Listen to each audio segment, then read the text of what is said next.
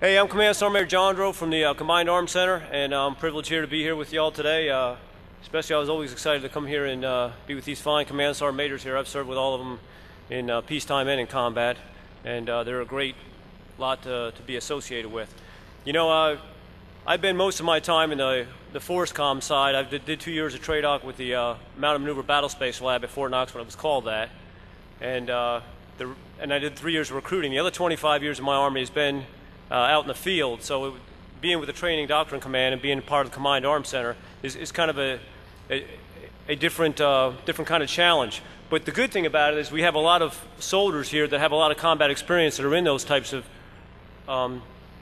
positions now that can go ahead and give that piece of what's really going on with the soldier on the ground. And I personally want to thank all of you, because I've spent 42 months in Iraq, 15 months as a Light Cavalry Squadron Command Sergeant Major. Then 6 months later, I was back there as a Heavy Brigade Combat Team Command Sergeant Major with 3rd ID. The first time I was 2nd HR with the 1st Armored Division. And 9 months later, I was back as the 1st Cavalry Division Command Sergeant Major / Multinational Division Baghdad for another 15 months during the peak of the surge area. So I will tell you, a lot of this stuff that we're seeing out here that we're talking about, I actually personally wore and used out there every day, and I really appreciated what you all did for us. You know, and I always seen all this new stuff coming, and you know, when you was coming up, I'm probably dating myself, you know, when you sit there and you watch Lost in Space or Star Trek or Star Wars, and they got all these gizmos out there, and you're thinking, wow, that's space age stuff. And now you go out there and you see that stuff out there on the battlefield. It's just amazing. So, you know, when you watch something on TV now and it looks like it's a space age gizmo, you're thinking, you know, that can happen. That can really happen. We can see that in no time at all. And it's because of all what you do out here that does that for us. I really appreciate that, because it really makes a tremendous difference in a soldier's life, knowing how much that everybody back here cares about them and wants to make sure they have the best equipment and the best facilities and the best gaming techniques out there that they can get to prepare themselves when they go into harm's way. Next slide. Hey, what I want to talk about a little bit is about the body armor then and now. Well, this is the body armor back then. You just had the flak jacket before they had the SAPI plates and everything else, and we wanted to give the soldiers a little bit more protection.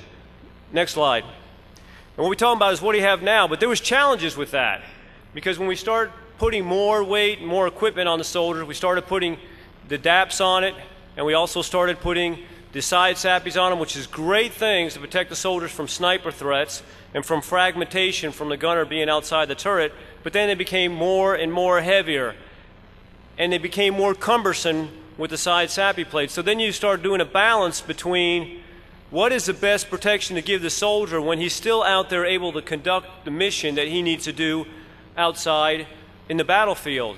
So there's quite a balance there with some of the things they were wearing. And now they came out with the new improved tactical outer vest, which is actually 3 pounds lighter, which you'd really appreciate that.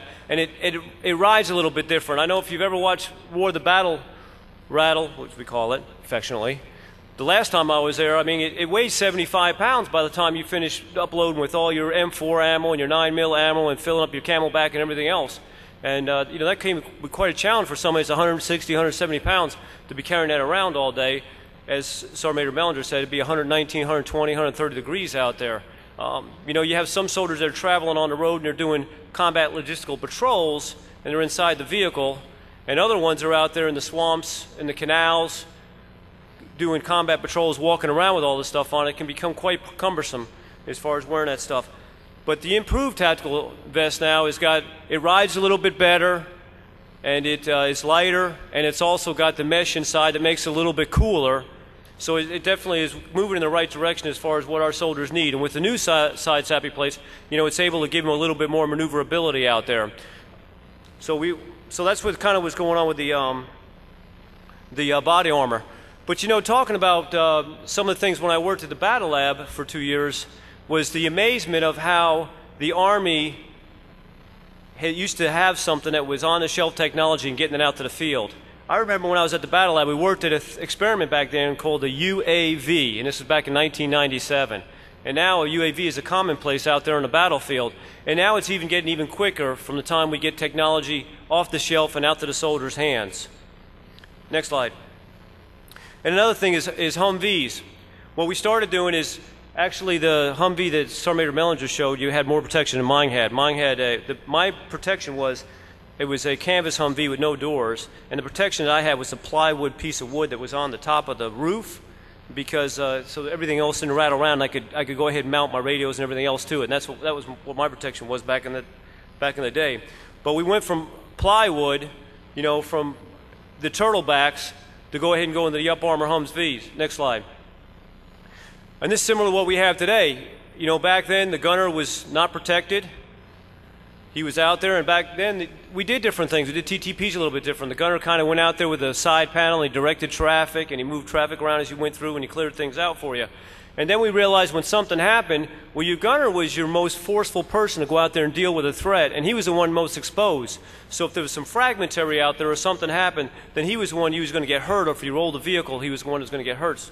So you had to get him inside. So now, with all this protection he has around him, and some of the TTPs we have, if something does happen, you still have that forceful firepower to go ahead and make things happen. But with some of the issues that came with it is when the Humvee continued to get heavier and you were getting him out to the field, it became a little bit more of a training issue as far as getting soldiers trained with this vehicle, because once you started putting this additional armor on it, the handling was a little bit different. It came a little bit more top heavy. And I know when the first year I was in Iraq, it was a thing that everybody thought speed was security. You know, the thing was, hey, look, he's going to have to get a beat on me, and if I'm going 100 miles an hour, he's not going to be able to get me. But speed is not security. You have to be able to go out there and see and visualize what's out there and stop and react to it, as opposed to going fast. If you're going fast, the IED might not get you right away, but I guarantee you, as fast as you're going, the ground will when you start rolling. So you're trying to get soldiers to slow down there, especially with the up armor Humvee. I know when I went to Iraq the second time, the first time that my driver was able to touch an up armor Humvee was the one he was in Kuwait, and that was for a very couple of hours before he actually did the drive up to Baghdad. And that's not really the way to do things, but we understood the critical need of getting them into theater and not being able to have them back in the rear where they weren't needed as far as they were needed forward. So we understand that. But then it became more of a prevalence with rollovers and things of that nature. Next slide. Well, then we came in the mine-resistant ambush-protected vehicles, which we have out there now, and they're great vehicles. And I'll tell you, what it came into is there more protection with the IEDs, but then once again this became more of a training issue, because when they came into the field, the first time I seen them was when I went down to Camp Falcon with 4th Brigade 1st ID out of Fort Riley, and the first time they were even using these vehicles, they were already in Iraq. And I understand the critical need, the urgent request to get them out on the battlefield was urgent, but then we needed to know the techniques, the tactics, techniques, and procedures. And that's where the Combined Arms Center comes in a little bit with the Center of Army Lessons Learned. And what they do is they have publications out there, and they have them on route clearance, they have them on the MRAPs, they have them on other things that you can go on the website. And what they are is they're tactics, techniques, and procedures that have been developed by soldiers. And they have a website, they got a DSN line, and they got a SIPR net where soldiers, as they utilize this equipment in Iraq, and we also have some people in theater, and they go ahead and they get the lessons learned directly from the soldiers as they develop the tactics, techniques, and procedures on that piece of equipment. So we can go ahead, hurry up, get it, package it up, and get that publication out to the soldiers where it's needed. But I will tell you, the most amazing thing that got me with the MRAP was how quick one day you seen it on TV, and the next thing you know it was out there in theater.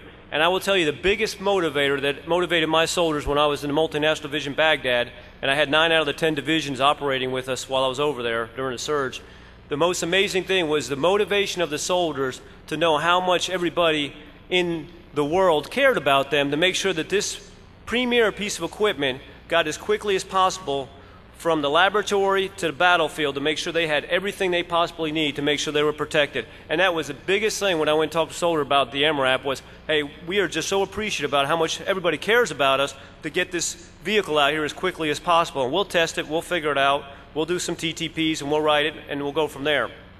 So that really applauds about, you know, what we're doing here as far as with the science and technology. Next slide. And then we got the Common Remotely Operated Weapon System, which, you know, as I told you earlier about the gunner being out there kind of unafraid and out there on top, he would be the first one that got hurt.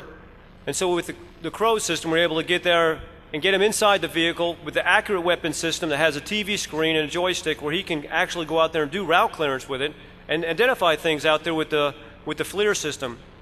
and see what's going on. Now, this was great with the route clearance systems because our route clearance teams went out there and they had the strictest and greatest confidence in this weapon system. And the soldiers you talked to, if they had an enemy they had to engage with, this weapon system was very accurate. And being inside the vehicle, and if you had a rollover or anything, the soldier's inside the vehicle and he's safe.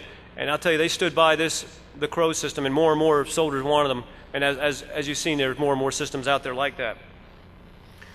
Next, and then route clearance. Then, you know, we're out there kind of. I remember the first time we did a route clearance mission in Taji when we were moving out towards the Kark water treatment plant. We were out there with a little Geiger counter and some picks and axes, and that's how we did route clearance. It took us hours upon hours and upon hours. And then when you're done with that, if you don't put soldiers out there to hold that terrain, well, guess what? You're going to clear it again.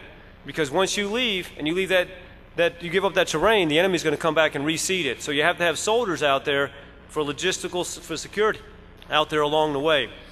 So then and then now what we have with the next slide.